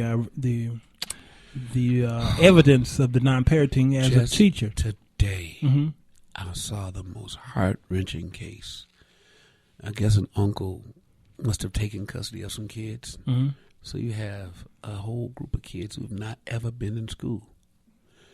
So I got a new fourth grader in my classroom who's never been in school. Never. Can't read. At fourth grade, at 10 years old, can't read. Can't write her name. Her last name, can't spell her last name. Her name is Chanel. Oops. I'm sorry. She has a she has a name that's like she's a Mexican. No, she's black with a Hispanic last name, and she has trouble spelling it. It was tear jerking. You see the scars on her face. She has a twin sister. It's scary. It's scary because what did they do all these years? And then this is her first day in school, period. At fourth grade. Yeah. The social shock. Then how is she going to react in a conflict? You know, because you could tell she's had a scuffle or two. She looks like she's street smart. Sure. You know, oh my God. So parenting out the window, man, where was it? Where was it? Where was it? How did they get away with it? You know what I'm saying? What did you do every day, all day, from birth until now? Yeah. Set it in front of the TV.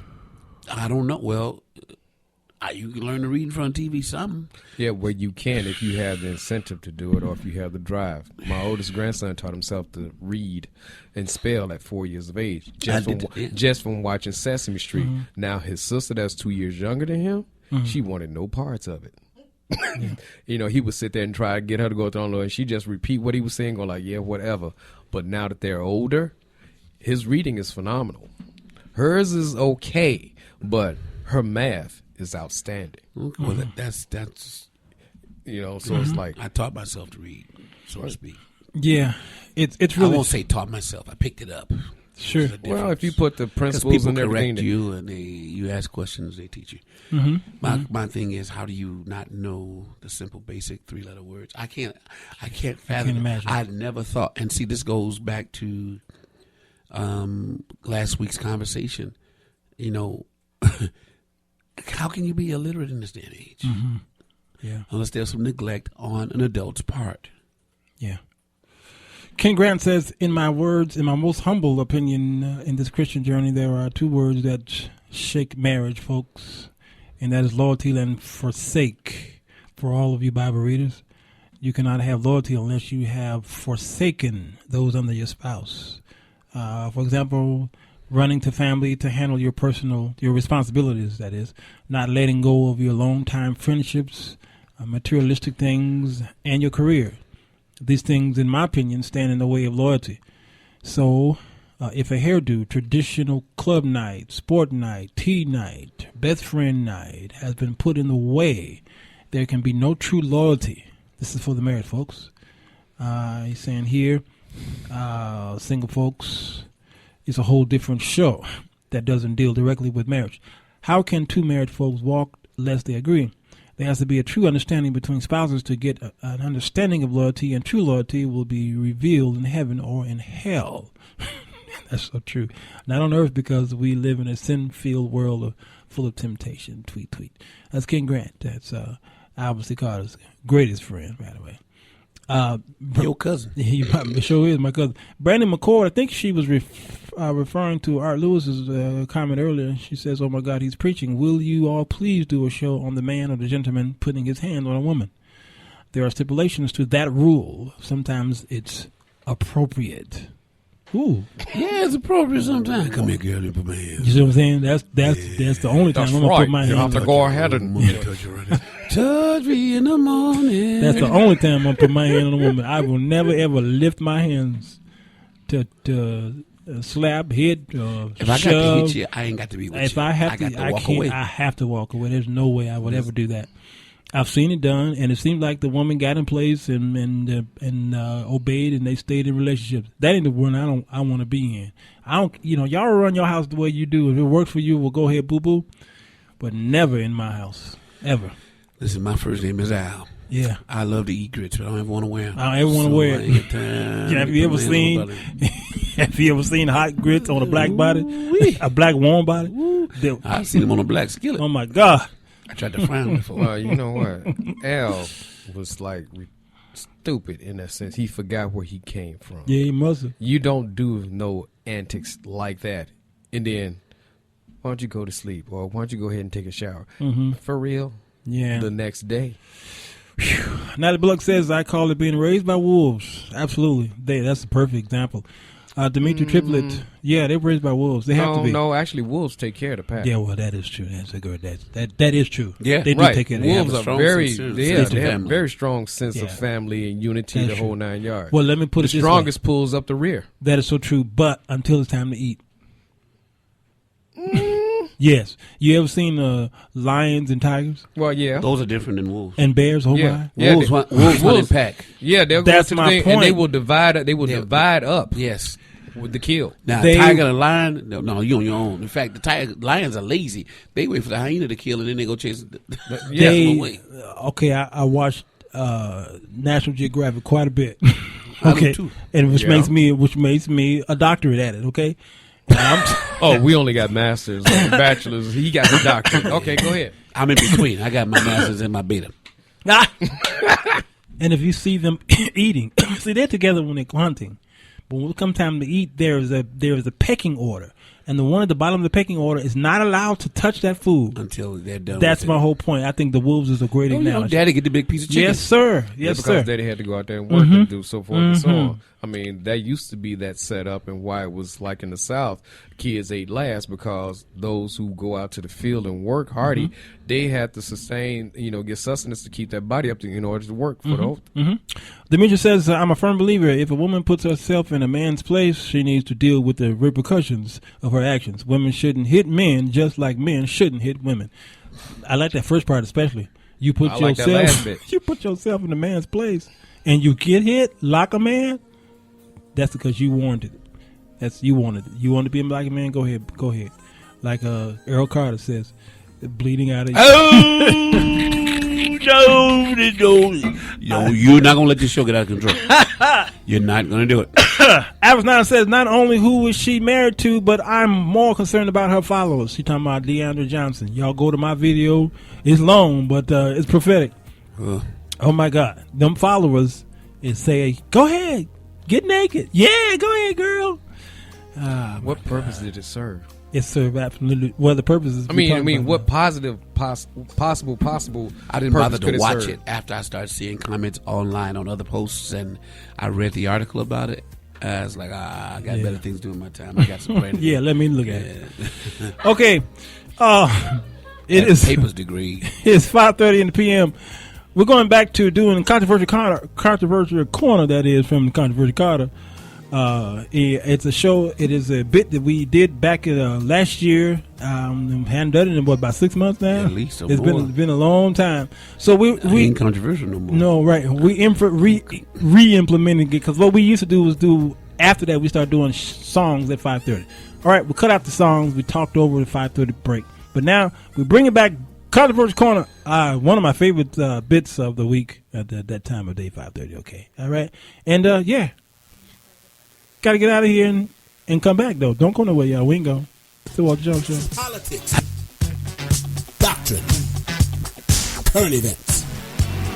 Let's meet at the Controversy Corner on the Sir Walter Jones Show here on UBM Praise. Controversy. Can't understand human curiosity.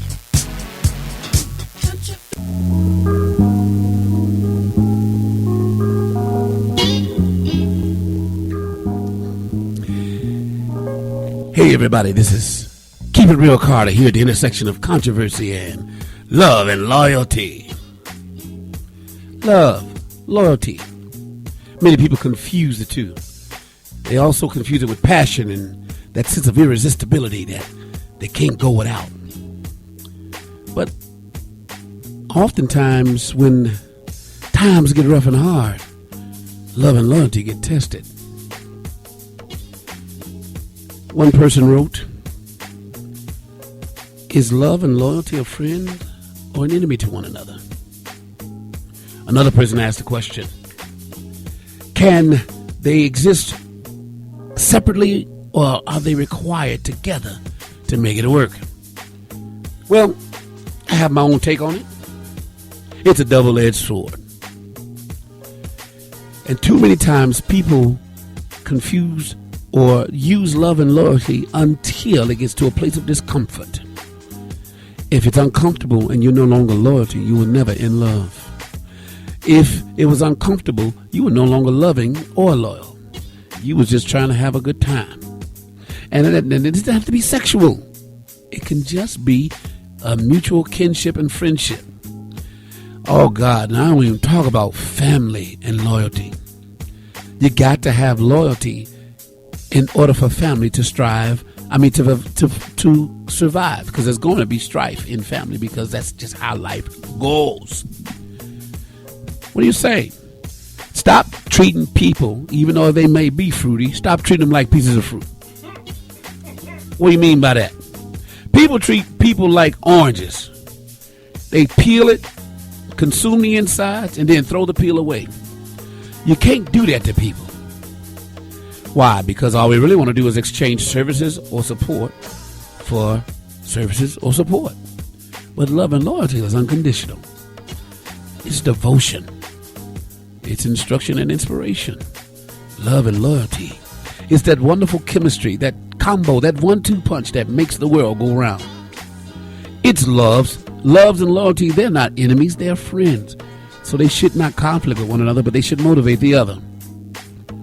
So here's the answer to the question. There is no loyalty without love. Now, here's some do's and don'ts. Don't let your loyalty enslave you. Know when to back up. It doesn't mean you're not loyal because you say no. Sometimes your no is a sign of your love, which is an indication of your loyalty. Know when to say yes, even when you don't want to say yes because it's making you uncomfortable. In short, and I'm about to get up out of here because it's getting crowded on this corner, faithless is he that says farewell when the road darkens. Ernie Banks, the great baseball player, said this: "Love and loyalty, which is to me the same, created all the wealth that I've ever thought I'd have." So in short, as I close, again, that's my Baptist in me, boy. As I close again. One more time. As I close again. Love is love. Love is friend. Or is it his enemy? No. Oh, sorry. Put me in the key of Z. Zip it up, boy. No, all seriously. Love and loyalty are synonymous. They are twins. They're the flip side of a coin, heads and tails. You can't spend or buy. You can't survive or thrive if you don't love and you're not loyal to whom and what you love. And that's my controversial topic for today. Controversial corner. Right here on Terrell Jones Show, 5:30 on the PM every day, Monday through Friday. That was rusty. Man, boy, I tell you, that was good stuff. You hadn't done it in 6 months. Man. Yeah, go to Spreaker.com. You want to hear it again. UBMnetworks.com, UBMnetworks.com, and go to the praise link. That's where you find us every day from 4 to 6. Good old Controversial Corner. I sure miss it, man. You have to go to Spreaker to hear some of the early shows, to hear some of the magnificent brilliance of this man. Matter of fact, Halliburton says you sound articulate. Oh, she put the guns away. Yeah, she said, all right, yeah, Halliburton. she said you sound articulate. I'm not sure how to take that. Yeah, you know, articulate, huh? Yeah, you articulate. Okay. Articulate.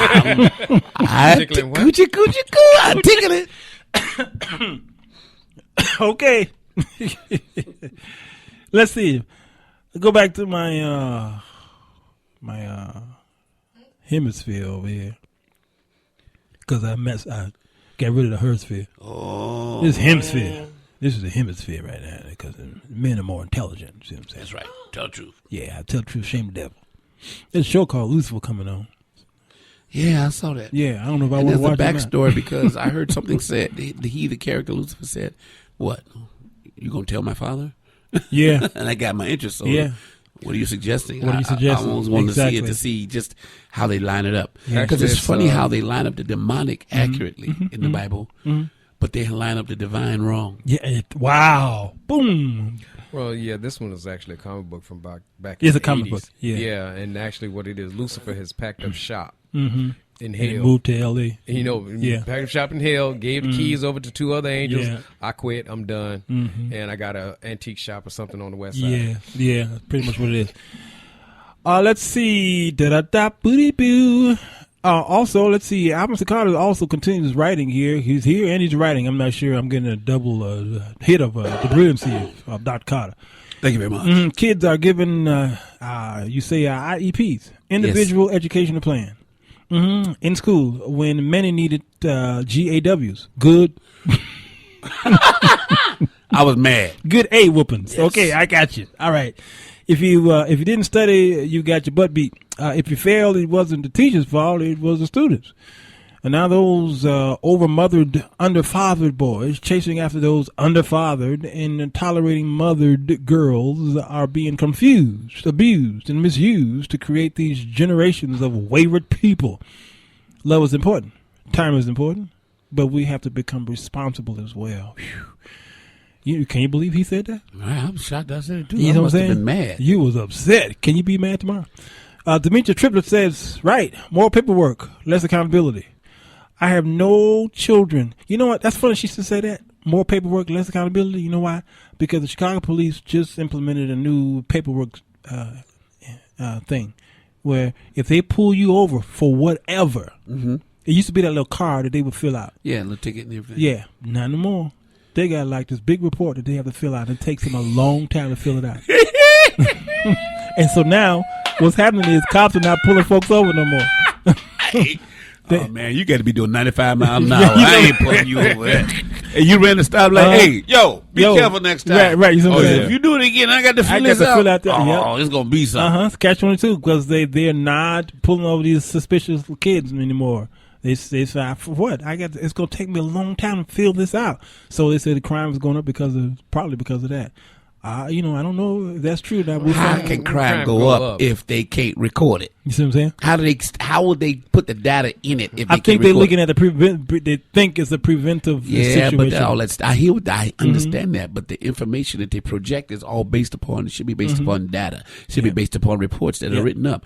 Right. So the crime rate is increased. Why? Because they got more paperwork to put in. Remember that movie? I think what was it called? The movie where they would arrest people. They look in the future and they could tell if somebody pre-law.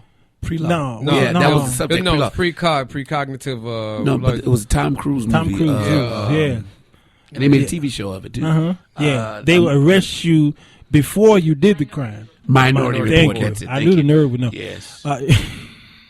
Actually, that was based off something they was actually trying to do a few years back. How they gonna do that? What world you living in? No. I said no. The whole concept of that Minority Report was based off of something that was a Minority Report.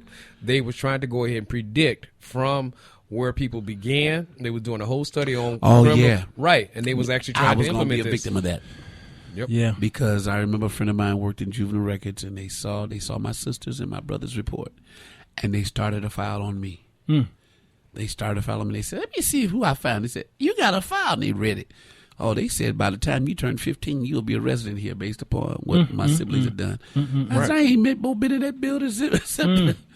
That's amazing, isn't it? Yeah. So that's crazy. But that's man's thinking.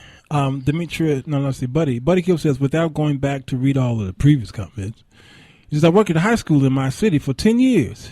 Each and every year, we had mandatory training. The training consisted of how to properly resolve the conflicts with faculty, staff, and students. We were always reminded that we could not put our hands on students.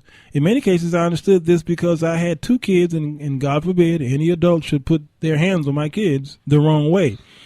But they forgot to tell the kids about keep their hands to themselves. I stood up in one of these training sessions and informed them while I understood and respected this rule, God helped a young boy who tries and act like a man against me. If a kid puts his hands on me the wrong way, I was going to treat him like a man. Amen. I have the right to defend and protect myself. I saw one times too many kids calling their parents by their first names, ordering their parents around, and the parent obey the order. The disrespect was crazy, and these child welfare and politicians, while trying to correct some real unfortunate domestic situations, have messed up. They gave them kids a 1-800 number to prevent child abuse and told those moms and dads the do's and don'ts, and here we are today, child welfare agencies. And this is the truth. Kids are divorcing their parents. They're calling a number because dad hit me on my behind. I'm calling 1-800 Don't Spank, and the DCFS show up at my door. And now you got to eat choke sandwiches instead of steak. Right. There's a lot of parents who have brought to their children. It's like, fine, you want to call this number? Let me give you a breakdown of what's going to happen from this point on. Mm-hmm. And after they get you painting that whole picture of what life is like inside the system, and it's like, now what you want to do?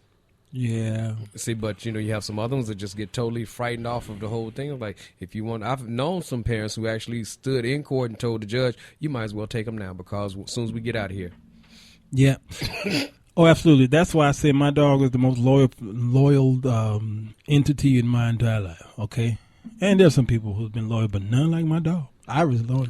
Well, I mean, you feed her, you clothe her. You see what I'm saying? I mean, not think clothe her, about but it. You like your dog. First one. You lock your dog in the trunk for 3 hours, and you lock your girl in the trunk for 3 hours. At the end of that, when you open up the trunk, who's going to be glad to see you? Yep. My dog is glad to see me no matter what. No matter what. And she's so loyal that I remember, and I put this on Facebook, that I remember when there was she bought a possum in the house. Oh, yeah. Oh, you talking about that, right. That possum freaked me out, okay? My dogs, dogs not scared of nothing unless they realize that their nature realize that thing that they trying to counting will bring them harm. It will bring them harm. So they will still bark at it though. Okay, that's why they use the phrase "you bark." Yeah. So I'm in my office and I'm quitting for the night. Usually around 2 a.m. I'm through with my day. Okay, so those of y'all in bed going, I'm still up working. Okay, and so I shut down, and the hallway leading out of my office is where Iris goes back and forth. And I'm leaving, and there's a possum on my ground, in the hallway, and it appeared to be dead, but y'all already know what possums do. They lie. Mm-hmm. Play dead. They're actors. And basically what Iris did was she was bringing me a gift. Okay, that's what dogs and cats do. They bring them because the cat will bring you a mouse as a gift. My dog bought a squirrel. Yeah. Mm-hmm. Absolutely. We had a dog to kill rats. Sure. So I said, Iris, I'm talking. We talk to our dogs like we do humans. I said, Iris, that possum is not dead. She's like, huh? It's not dead. Rory. But she's going like, I bet he won't move while I'm standing here. Let's find out. Get the knife. Oh boy. I said, no. I said, you have to. I said, I'm not picking that dog up. I mean, the possum up. I ain't doing it. You pick that possum up and take him out. I said, come on. So I said, here, come on. You have to trick dogs to get them to do what they do because she ain't all that well, what they call that school they put them in? Yeah, she ain't all that obedient. Okay, she don't know. She just don't know. And so I made her pick it up, and then she took the possum and put it outside. Okay, now I have a screen door. So I said, come on back in. She went over and I closed the screen door so I can let her look outside. I said, I'll be right back. All right. And I went and did something in the house because I wanted her to see that possum stand up and walk away. By the time I came back, that possum was gone. Mm-hmm. Okay. And she was still saying, yeah, you wouldn't do that. Anyway. Yeah. And I just thought that's it for this dog or something else. You know, the dog really, I realized that my dog was protecting the house because she has full reign of the backyard. And anything that comes near that backyard, she barks at it. All right. And if it comes in the yard, she's attacking it. Both male, female, and animal. All right. And she assumed that she was protecting the house. And then she also was bringing me. See what I did? See what I did? I did this for you. Okay. And that and many other things that dog does really taught me some loyalty. But I think there's some of us, and you know, when a woman calls you a dog, that's actually a compliment. I take it as one. Mm-hmm. I know I do. Oh, I'm a dog. Okay, I did something right. Yep. I'm a disciple of God. Mm-hmm. Hallelujah. Hallelujah. Yeah, it's just we just have to understand now. We did a show with Brandy McCord. I think it was called Eros. Okay, there are 4 Greek words for the love that's important for love, for Christians especially. It's agape, it's phileo, it's storge, actually, S-T-O-R-G-E, that's pronounced storge, and eros. 3 of them appear in the Bible, and if we are going to understand the Bible in the biblical world, it is important that we understand what these words mean and how they differ. So the Greek word for sexual love or passionate love is eros. Okay, well, right quick, let's talk about that. The sexual passionate love they ain't gotta do with loyalty. They ain't gotta do with loyalty, man. we get the word erotic from that. Okay, when eros was used as a proper noun, it referred to the Greek god of love. The Greek word eros does not appear in the biblical text, so we will not, I'm not going to spend a lot of time on it, but it has such an impact on the English language. Okay, so sexuality, how important that is for 2 people, Alvin Cicada? The sexual camaraderie or compatibility is a huge component in relationships. Sure. And if it's right, it automatically generates loyalty because it has an addictive quality. Sure. Sure. So if it's addictive, then it's something that has to be repeated over and over again. Sure. So it becomes habit forming. Right. Now, when the dynamics change, then the loyalty is tested. Right. Now, either they remember how good it was and treasures it and values it, or they fall in love as a result of it, and then they say, you know what, I can't right now. It stops because sometimes sickness kicks in. Yeah. And the body can't perform. But there's still that mental eros that can take place. You can whisper sweet nothings in their ear, or you can, okay. Anyway, it's important. Sure. It is important, absolutely. And there should be the loves are there, but there should be some devotion there as well. That's why I said you play that song. Yeah. Devotion. If it's done right, there is devotion. There should be some loyalty and devotion there. That means there needs to be some protection going. Oh man, if he gonna protect that woman, or he gonna be concerned about her. I can't speak for her, for him, but he's gonna be concerned about her health. Sure. Even if it may sound selfish, you better take care of your body because I want some of that. Take care of your body. Please, you're right. Let's go to the doctor. Yep, but that's true. Let's find out about as that. Funny and as probably as inserting a nastiness into it, that is so true. You are so right. The Greek word that refers to the love of God, one of the kind of love we are to have for people is agape. Is the very nature of God. For God is love, 1 John 4:7.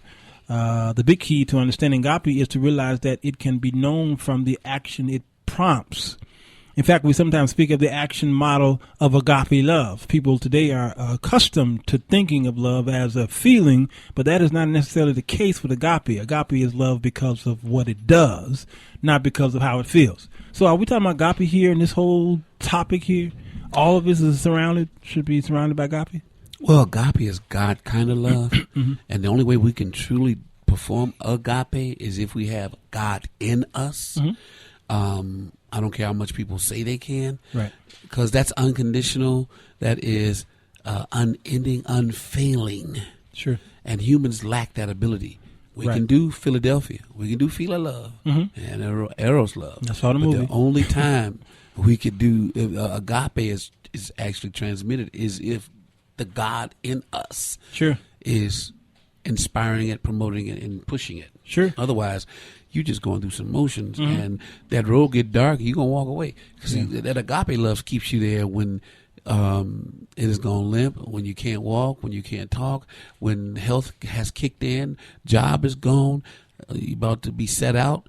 Because people be who they want to be with who they want to be with. And Right. I've often said that you can tell when a person really loves you because they'll be with you from a box to a palace. Yeah. Yeah. But that also transcends to the point of you're being accosted, you're being belittled, you're being berated, the whole 9 yards. The simple act of walking away, that is a form of agape as well, because you have seen a certain level where you could retaliate in a very negative way, because it's like people are quick to go for tit for tat, give as well as you get, yada, yada, yada. But if you can rise above that circumstance at that moment and walk away and leave that other person unscathed, unharmed, Sure. that is also a form of, well, actually, that's forgiveness. Well, it is. Yeah. Touch not. Philos or phileos, depending on your vocabulary. This is a new kind of love, like the one you have for a companion or pal. It refers to loving one another just like your brother or sister. This love is for a pal who was really close and dear to us, and it is characterized by various different shared experiences between two people. In fact, this kind of love is that many Christians tend to practice towards one another. And although Philo's love is really wonderful, it is not that much reliable, since it can end up souring at times, as we have all experienced at some point in our lives. And we did a show called the Sisterhood. And the Sisterhood, we believe today, is broke. It is definitely broken. It's not broken to repair, but it definitely is broken. And the sisters should be protecting each other. If a sister, y'all hooking up with each other, and you know this man is messing around with one of your other sisters, and you don't say nothing, you part of the problem. Yes. You are part of the problem. And it's broken. It's a broken system. And women use their intuition to always try to trick a man or to get to expose the man through her intuition. But rarely do she use her intuition, it seems, to help the man, to bless him, to lift him up, to produce the goodness or dig into That's the because wealth. tuition is used to catch him.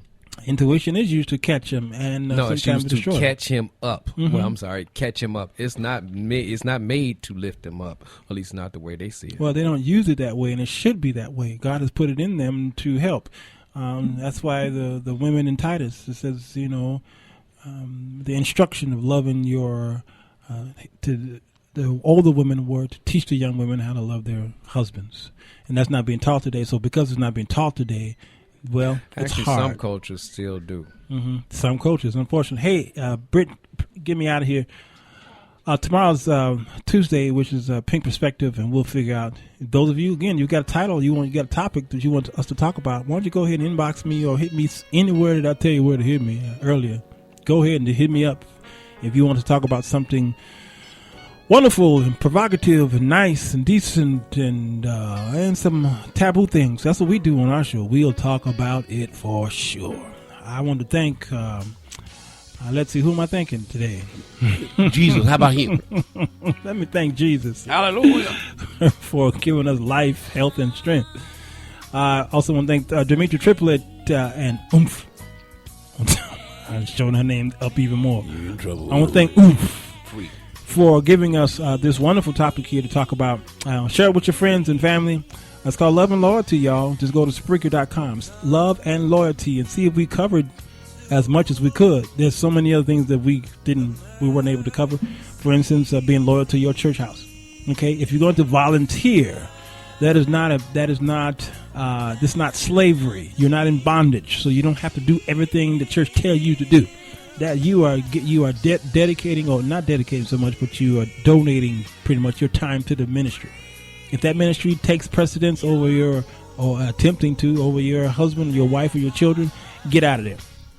or tell that ministry, I'm sorry, home first, then I'll come here. Your home first doesn't mean that God is second. Home first means God is first. Okay? Right. Church is not God first. Right. Because God does not just dwell in church. That's He a was problem. around before the church. You see what I'm saying? Church is a There new was concept. there was no church, okay, when he was talking with mankind. All right? So that's just a place that you build so that you could worship him in a amongst your friends, put it that way. Okay, but you can have private church in your closet. Go see the movie, War Room. You'll see what we're talking about. All right, so be loyal if you can to your church. So support that ministry so that all of us can have all things in common. Other than that, that should be second. Home is first. Be loyal to your spouses and your children and your grandchildren and your grandparents and the community. They don't have to be your blood, but be loyal to as many people. Everybody, pretty much. Yes. But be careful, as I was Nana has alluded to, and yourself and D and as he alluded to. She gonna give me, you know that, right? Be careful. I think Art Lewis said it earlier too, that you don't want to be loyal to a person where it's gonna cost you possibly your life. Being loyal to a fault. Yes, to a fault. Yes. So be careful and use godly wisdom and ask God for discernment that you won't be caught up in a trap that you can't get out of. Thank you, guys, and thank you. Let me see, what's her name today? Brittany, for being on the board. Controversial Corner is back. We're excited about that. This right here, you're listening to, is the great Terry. Mr. Name like crazy. I'm sorry, it's Ted, y'all. Ted and Sherry. This is "Come Ye Disconsolate." Came out 2004. Of course, the song itself is as old as your grandmama. It's probably one of the most beautiful hymns I've ever heard. Yes, it is very beautiful. Yeah, absolutely wonderful. Matter of fact, Donnie Hathaway did it with someone else. What's her name? He did all those duets with back in the 80s. Roberta Flack. Yeah, that's a wonderful little thing there. Come Ye Consolate. All right, y'all. The Evangelist is coming on. Don't go nowhere. So what's the Jones Show?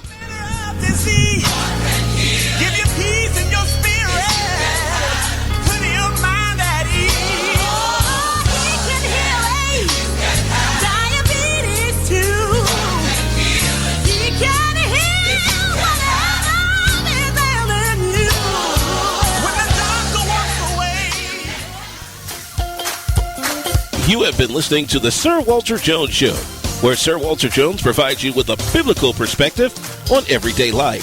Stay connected to Sir Walter Jones at his website, www.sirwalterjones.com. Search The Sir Walter Jones Show on Facebook or follow on Twitter at Sir Walter's Music. Until next time, thank you for listening to the Sir Walter Jones Show with Sir Walter Jones.